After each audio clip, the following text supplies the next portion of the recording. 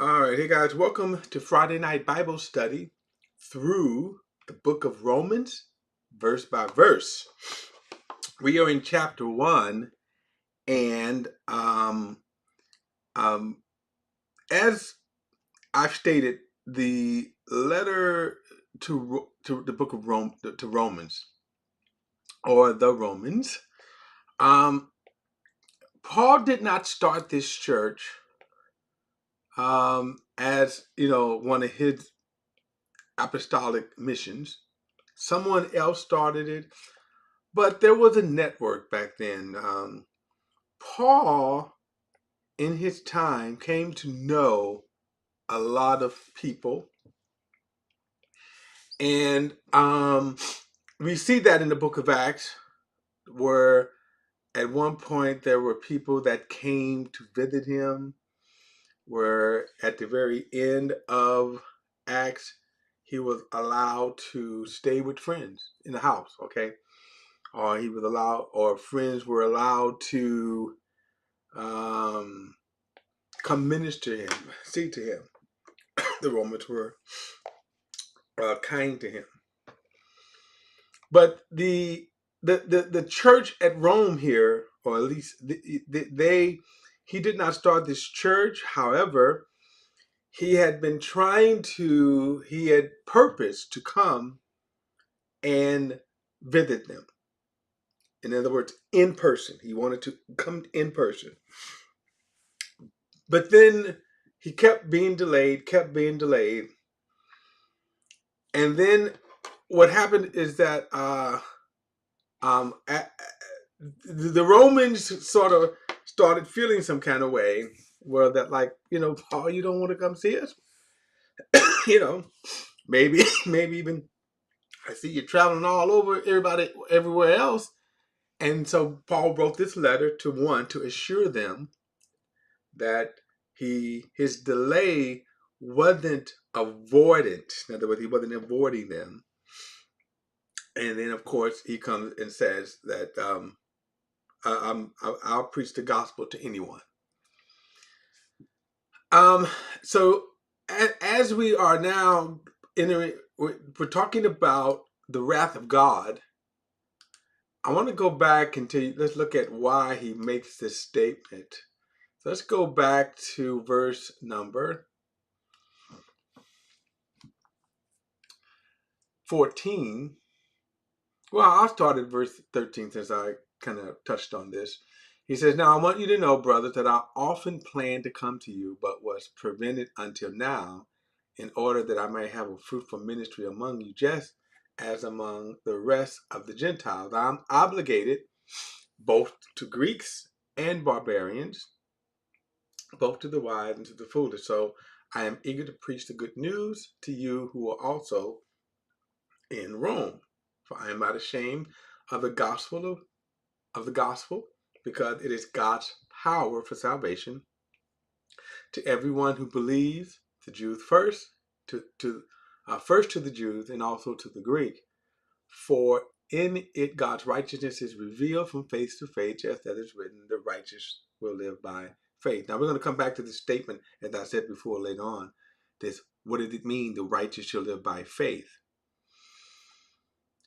But notice Paul says, I'm not ashamed. I'm not ashamed of the gospel. I'm not shying away from you guys. I'm not avoiding you guys, because hey, the gospel is God's power for salvation. And so then we got into this in verse 18, for God's wrath is revealed from heaven against all ungodliness and unrighteousness of people who by their unrighteousness suppress the truth. So so the question here is God's wrath unfair? Is God's wrath unfair? A lot of people will accuse God, especially when things are not going the way they think they should go, hope they should go, plan for them to go. And so, um, And then you have those that are even accusing God for being unfair, like when you read in the Old Testament, when God ordered the execution of entire cities, including women and children. So the question comes back to, is God's wrath unfair? Okay. Now, in order for you to answer that question, you have to have facts. So that if you're just reading, like I say, the scripture, and you're reading the story where God says, go and execute them. So now there's still information that you don't have, or enough information that you don't have, that you would say, okay, how am I then going to make a just, judgment against God? And you don't have that information. One, you don't have God's information why he said he ordered the execution. We have it up to a certain point. But then, if the other question would be, well, then God, why did you include the women and children? So we don't have that information. But here's what we do have, and he says, for God's wrath is revealed from heaven against all ungodliness and unrighteousness of people who by their unrighteousness suppress the truth. So here's what you do know, and this is, like I said, rather than worried about questions we cannot answer, here's what we do have. Here's what we do have. Um, uh, you, right? So forget the women and children in that respect. Here's what we have as far as you are concerned. What about you? What about your how you respond to God? Now, I know this may seem to be a cop out, but God is God, and that's going to be really the answer there. God is God, and you may not understand, you may not agree, but God is God. Well, watch this, the wrath of God. So you could charge God, you could insult God, you could say God is not fair, or I don't believe in God. A lot of people who are making the charges are atheists. They are atheists, and I'm thinking about those atheists that are in what's called the deconstructing. So they look for as they're reading the Bible or have read the Bible, so they look for any point in which they could justify their rejecting God. Okay. But keep in mind, you're rejecting God. And on a very, I know this won't do it, this illustration won't do what we're talking about here justice, but I remember a number of years ago when I was working, and I was an apprentice. And our boss came down, and our boss was one of these kind of persons. He doesn't fear God or man. I mean, he was just a really, stern guy. Okay, I'll put it that way. But he came up with an idea, and he said, I want you guys, now we were in the trades. So he said, I want you guys to wear bow ties. Right? Now, I hated that idea. I hated it. It'd be like going to, an auto shop, and then the boss said, I want y'all to wear bow ties while y'all work on cars. It was just, but I fussed and fussed, and finally, you know what he said? Are you saying you're not going to wear it? And he said it just that calmly, but I knew the impact because he was still the boss. It was still his policy. And no matter how I fussed, it didn't matter that if I didn't wear the bow tie, then there was going to be some other issues I would have to deal with, other problems. So I kindly took the bow tie and clipped it on. Okay.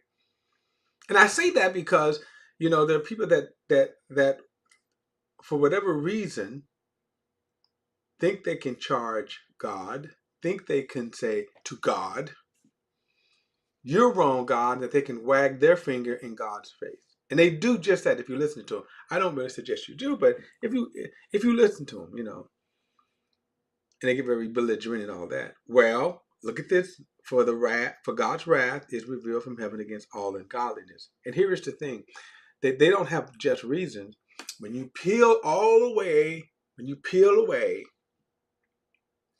all the excuses, all the fronts. Well, I'm not going to follow God because he killed babies. I'm not going to follow God because he didn't, save my mama, heal her from cancer. I'm not going to follow God because the church, is full of hypocrites. You can go on and on and on, right? When you peel all of that away, here's what you're going to have. Godlessness and unrighteousness. I know I read that wrong. Let me tell you that, just kind of a sidebar. Because I'm just realizing I read that. I said, for the wrath of God is revealed against all ungodliness. I read it like that, but I just now realizing I was reading it wrong.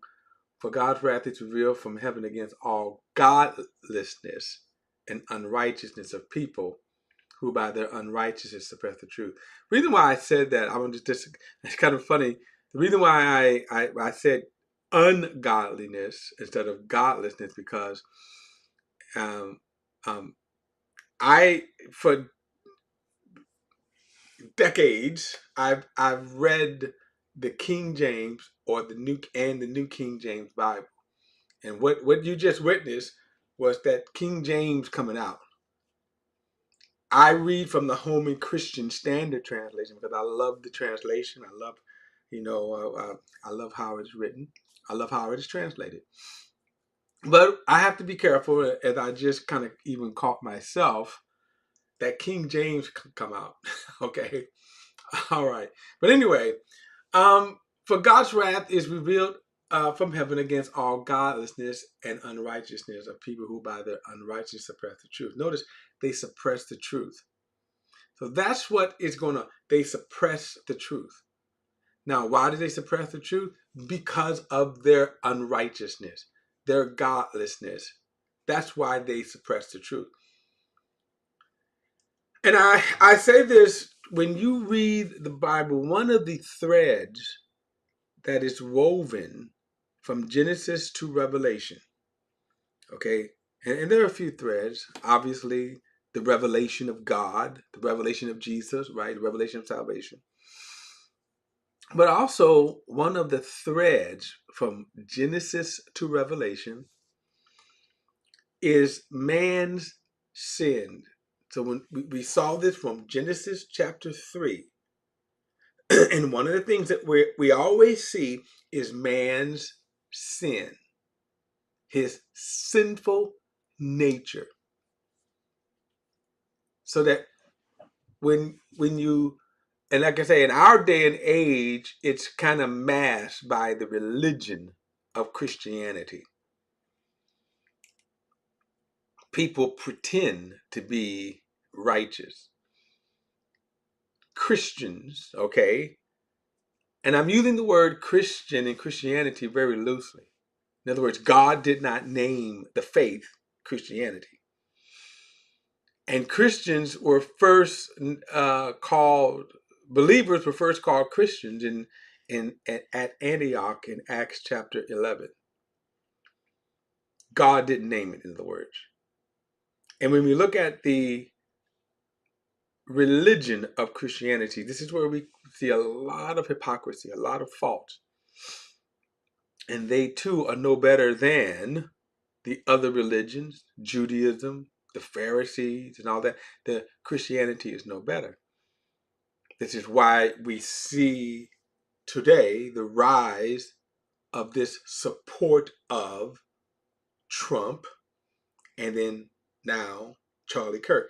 That's the religion of Christianity. In other words, that's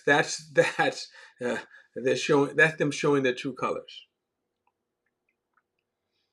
And they would say, "Well, we love the Lord." Well, the Pharisees would say the same thing, but then you see stuff like that. But again, strip away all of that. What you have is this ungodliness or godlessness and then unrighteousness. So you see this sin that until Jesus comes, okay, man will always fall back to that sin nature that we inherited from Adam. Okay, this is what you, and this is why when you read through, you kind of wonder why. For example, why do people act the way they act?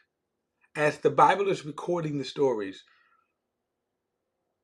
Israel, who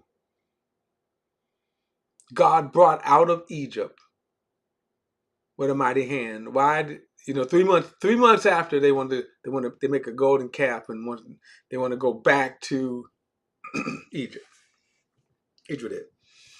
And you see throughout Judges, all that throughout the history, sin, sin, sin, sin, sin, the nature. Then you come through. So we see this through the Pharisees who were supposed to be some of the most holiest icons of the day. But we're told until Jesus comes along and shines the light on their godlessness, their unrighteousness. And notice, they suppressed the truth. How did the Pharisees suppress the truth? They killed Jesus. They framed an innocent man. Okay? So the wrath of God is revealed.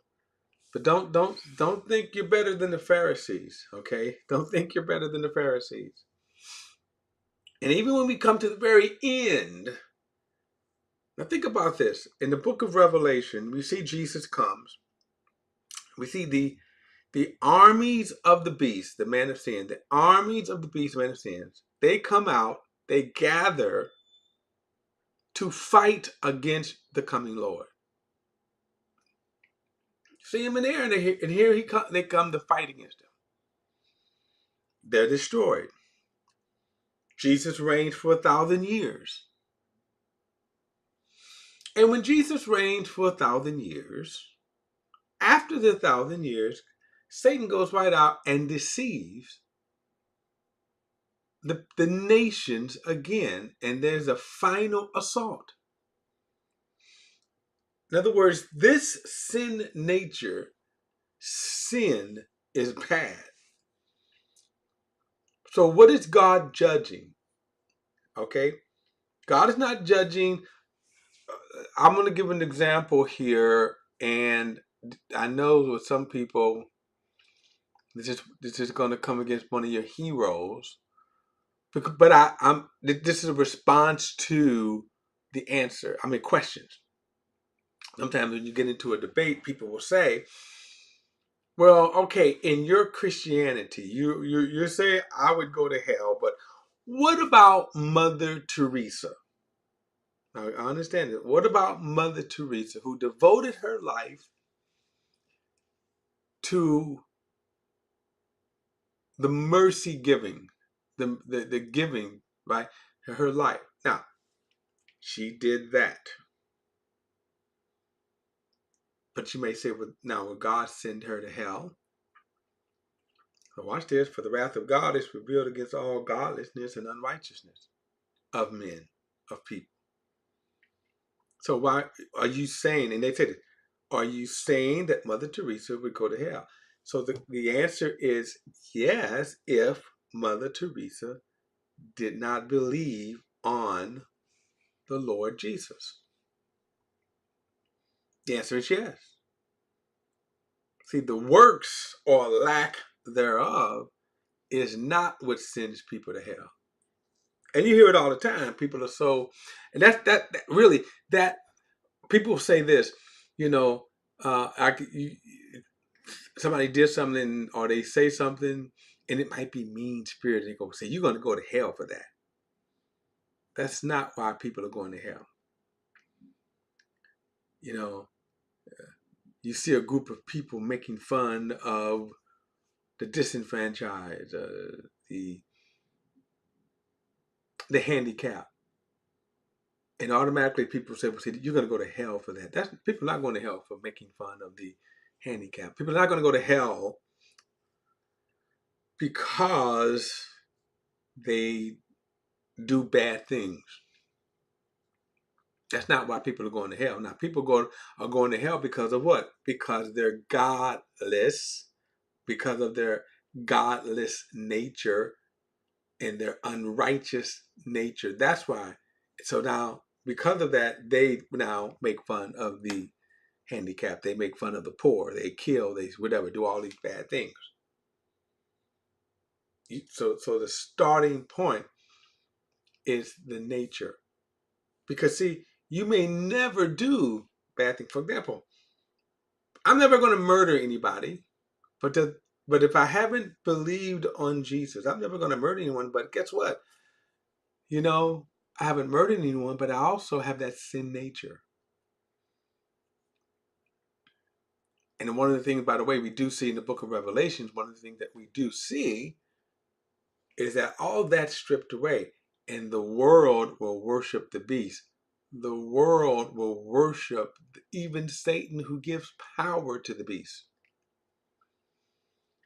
So the wrath of God is revealed from heaven against all godlessness and unrighteousness of people who by their unrighteousness suppress the truth. And notice if they suppress the truth. Then he says, since what can be known about God is evident among them, because God has shown it to them, for his invisible attributes, that is, his eternal power and divine nature, have been clearly seen since the creation of the world, being understood through what he has made. As a result, people are without excuse. Now, I always say this in response to the age-old question that, well, what about if people never heard the gospel? Will they go to hell if they never heard the gospel? In other words, if a missionary, evangelist, whatever, never preached the gospel, what about, that lost tribe, 5,000 miles up in the Amazon, hidden, from modern society? You go up there and you discover them, and they have no, connection to the modern world, right? So, what about them? No one's ever been up there, right? No one's ever been up there. So, is God going to send them to hell? Well, so here's the interesting thing. Why do you always find traces of paganism in that lost tribe? So they never heard of Jesus, but here they're worshiping something. And they're worshiping something they created, they carved out. Well, where did that come from? Why would you carve something out and then say this is the superior being? Why would you come to that conclusion? So here is the interesting thing. Here, they could look and go, as you look at creation, right? So if you look at creation and you're not suppressing the truth, I say you open minded. If you're looking at, why would you conclude some kind of pagan worship, pagan deity? As you and so now we can come over to our esteemed, right, atheists, science, evolution. And I will say this, that you cannot, without suppressing the truth, look at the creation and say, well, this just happened by natural processes. This happened by natural processes. I mean, there are so many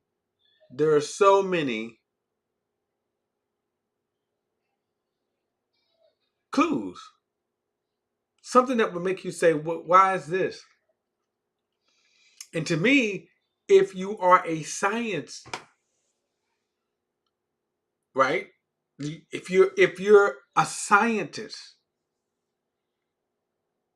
your conclusions should be more. Why would you say that this just happened, right? That this happened because of natural processes, that the creation that you see happened because of natural processes. Because why? They're suppressing the truth. And really it will come down to the God that answers. The God that answers. But notice his invisible attributes, that is his eternal power, can be clearly seen. And to sit up and to say, again, it's just amazing. And because really the logic of evolution, the evolutionists, the scientists and all that, the logic is that, well, if you just give it time, and no matter how much time, give it 100 trillion years, and you still would have to me, hard time coming up with, well, this just happened through natural processes. It just forms. I mean, I did study some time on it, but we could really unpack this. So, you know, from the universe, everything else, that you know, the only planet you see with this kind of life, and then when you get on this planet, the billions, right, of different species and life forms, stuff like that. Why isn't it happening in other planets? Now, if you're a Star Trek fan, and I'm a Star Trek fan, their fantasy is that once we get out into a starship and we go to warp speed, and we're able to travel all around the universe, that we're going to continually find inhabited planets. That's the fantasy, okay? It's science fiction, right? Now, the idea is that what we do have, as far as the capability with the telescopes to look out, we can't find that. So let's think, if you were to reverse, and someone was looking from, let's say, Andromeda, which is, I forgot how many millions of light years it is away from us, that galaxy. So if they're looking now, we can see Andromeda, but let's say if there was life in some kind of planet and they're looking this way, they would see our planet. They would see the blue ball, right? But yet we can't find any kind of signs of intelligence. And that's interesting. That's interesting. Anyway, for its invisible attribute, verse 20, its eternal, that is, its eternal power and divine nature has been clearly seen since the creation of the world, being understood through what he has made. So that's the answer right here. That, that reasoning, if you're not suppressing the truth, will cause you to, I'm going to say, ask the question, find God. God is not hidden, or he's not hiding. They are without excuse. So there's your answer to those people who've never heard the gospel. That just by a kind of, it will make you wonder, well, how did this come about? This world, this creation, my body. Why do I have two eyes, a nose? Why is there a male and female? Even if you want to say evolution, why did evolution? Why at some point did evolution form male genitals, female genitals, and we come together that way? Right? Well, from an amoeba or a microbe. I'm sorry, on a microbe. From the microbe, that has no distinction. From a microbe, then you got male and female. All right. So verse 22. Now let's go back, verse 21. He says, "For though they knew God, they did not glorify him as God or show gratitude. Instead, their thinking became nonsense and their senseless mind became darkened." This indictment against, when you go back into pagan times, even during the Roman times, now I'm saying that because remember, Rome had philosophers, right? And yet, even with all that, they were thinkers. And they would sit around thinking about stuff, right? Really, they would kind of sit around and they were like, "Oh, look at this flower. Look at and they would talk about it and they would philosophize over it. But yet they still had their pagan deities. So he said, even though they knew God, they didn't glorify him as God or show gratitude. Instead, their thinking became nonsense and their senseless minds were darkened. And this is what happened when you turn away from the truth, when you turn away from the light. Claiming to be wise, they became fools. Now, I kind of got into this word fool here.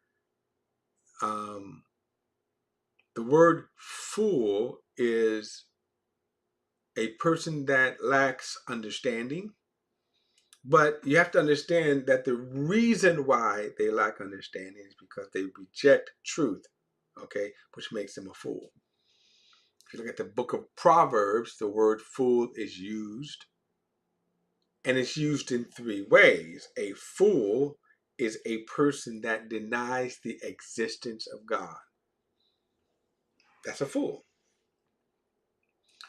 A fool is a person that they may believe in God, but they don't obey God. In other words, you tell a person, "Hey, don't go down." You're driving down the street and you see that road closed sign. Don't drive past it. Don't drive past it. Well, the fool drives past it and then boom, crashes. And the third thing, a fool is a person that doesn't obey God, doesn't believe God. I'm sorry. So a fool is a person that doesn't believe God, and then a fool is a person that doesn't obey God. So when you read through the book of Proverbs, that's how you see that word fool used. So they became fools. A fool is a person that again the deprives himself of wisdom, okay, and reason. So claiming to be wise, they became fools, and then what happened? They exchanged the glory of the immortal God for images resembling mortal man, right? Birds, four-footed animals, and reptiles. So Paul is writing this, remember, during the Roman times. And notice, in fact, if you look at 1 Corinthians, in the first 3 chapters, he talks about wisdom. The foolishness, the world's wisdom, and God's wisdom. And so during this period of time, Rome, again, they would have their philosophers, their thought. Believe it or not, there is a field of Christian study. If you go to seminary, Christian colleges, there is a field known as apologetics. And so apologetics is the study of defending the faith or defending your position. Really, what it comes to, it comes out of the Greek philosophy. And what happened that Greek philosophers who came to the Lord sought to, by intellectual means, to win over their fellow intellectuals. Now, we give a few centuries, and now we have the study of apologetics. And apologetics, if you love it, the closest we can think about is think about formal debating. And though I love apologetics, I will say one of the faults of apologetics is that they think by intellectual, or they think by um, uh, what I'm looking at. They think by method, intellectual methods, they can win people. I'll give an example. There was a guy that was on television, and he came up with a fancy way that he would use on this television show. He walk up to people and says, "Do you believe in the Ten Commandments?" And they would say, "Well, yeah." "Well, do you keep the Ten Commandments?" "Yeah." "Do you think you're a good person?" "Yeah." "Really? Do you follow the Well, let me back up. Here's how they would approach. First he would come up and say, "Do you think you're a good person?" "Yes." "Well, do you follow the Ten Commandments?" "Well, I guess." "Well, do you lie?" "Yeah." "Well, then you don't follow the Ten Commandments." Now, I'm saying that that's a method. Not only is it a method, but it's kind of a cheap method, because what they wouldn't show is all of probably the other people that just probably blew them off in their television show. My point is, apologetics, that probably was a bad example, I admit, but apologetics is the art of defending yourself. So you make a defense. And I think so many times apologetics, they put too much emphasis on their technique, and which a lot of times people don't care. If you go back and you read the book of Acts, they didn't follow, Peter and them didn't preach, even Paul, and Paul himself was an intellectual, but he didn't necessarily use apologetic methods. He preached a simple the simple gospel. Jesus died, Jesus, rose, and believe in him. Okay. So the idea here is that Rome did exactly what he's saying here, that on the one hand, you would have these philosophers just going back and forth thinking, and then at the same time, they all have their pagan gods. So they claiming to be wise. They exchange the glory of the immortal God for images resembling mortal man, birds. By the way, the term God, Caesar came up with that. Christians used the word God, but the Romans used the word God and Savior, referring to Caesar. Okay, so when they said mortal man, yeah, mortal man, that a lot of people would say, I'm a God. Think about it. We have it today in cults.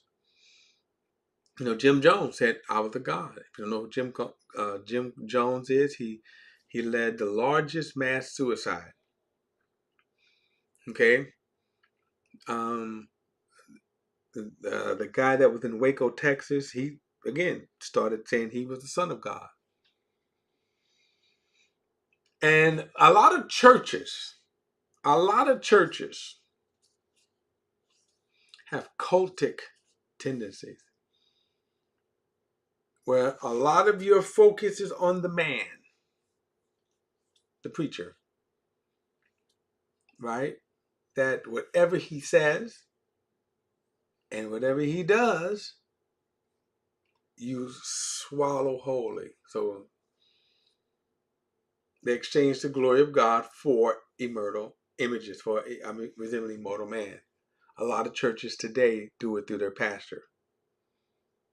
And then he said birds, four-footed animals, and reptiles. So these animals, they begin to worship them. So they became fools.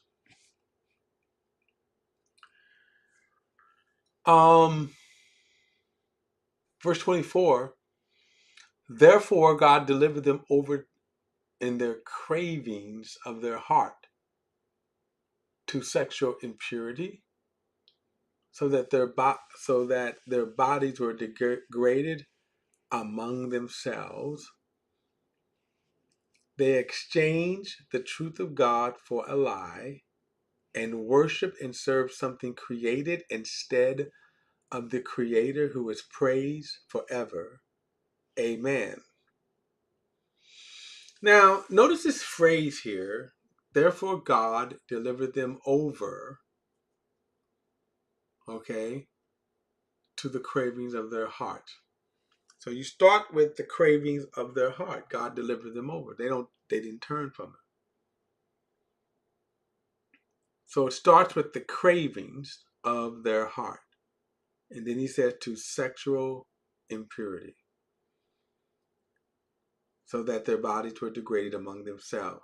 So right here, and we're going to get into that. He's going to, and I'm going to, and it would be next week, but we're going to get into obviously what a lot of people make out of the, homosexuality. But understand, this is not where Paul starts his thought. We're going to talk about this, but look, you have one of the biggest problems. Now I'm kind of jumping ahead here. One of the problems that the Christian church has made is to make a social and political issue out of sexual immorality, and thus focusing on one aspect, which is, homosexuality. And that's been a deep error, because you become hypocrites. In other words, as long as I'm not gay, right? As long as I'm not gay, then I'm okay. And so, but you miss what God is saying right here. God gave them over, delivered them over to the cravings of their heart, to sexual impurity, so that their bodies were degraded among themselves. The word fornication, and they don't use the word fornication here in the Holman Christian Standard, but the word fornication, all right, and I'll probably get over into it next time. But the word fornication, and I kind of wish they would have used it, but the word sexual impurity, and let me see here if I can show you this. I'll read it right quick. I'm going to use the New King James. So let's go down to um,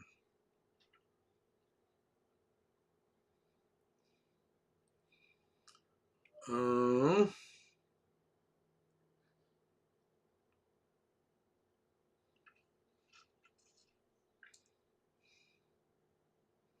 going to see if you use 20. Here's how the King James read. Therefore God also gave them up to uncleanness, okay, in the lust of their heart, to dishonor their bodies among themselves, who exchanged the truth for a lie, and worship and serve the creature more than the Creator, who's blessed forever and amen. I want to get into, that's the King James rendering of that. The sexual, give the heart to sexual immorality. Here he says, gave them up to uncleanness. And then in other uses of I'm going to say the King James, they would say, you would see fornication, uncleanness, okay? Kind of almost used in tandem with each other. But the word fornication is kind of a broad word. And sometimes you will see in scripture, in the old King James, you see fornication and then adultery. But actually fornication is all encompass of sexual impurity.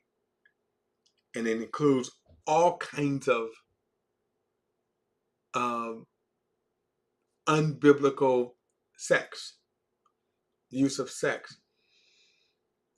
But the way that he's using it here to me, describes it better, because he said in verse 24 again, therefore God delivered them over to the cravings of their heart, to sexual impurity. And then he says, so that their bodies were degraded among themselves. I'm gonna get into that because why, the sinful nature,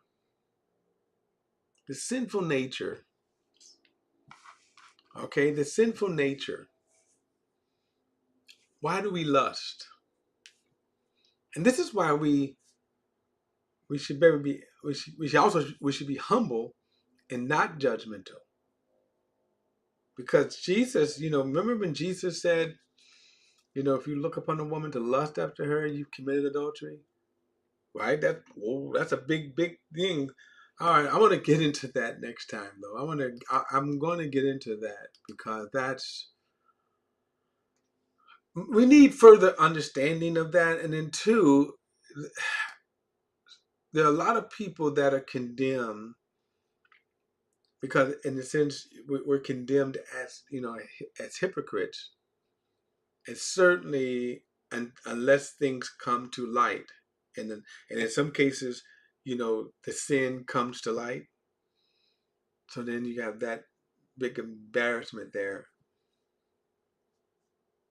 But to understand why we think the way we think.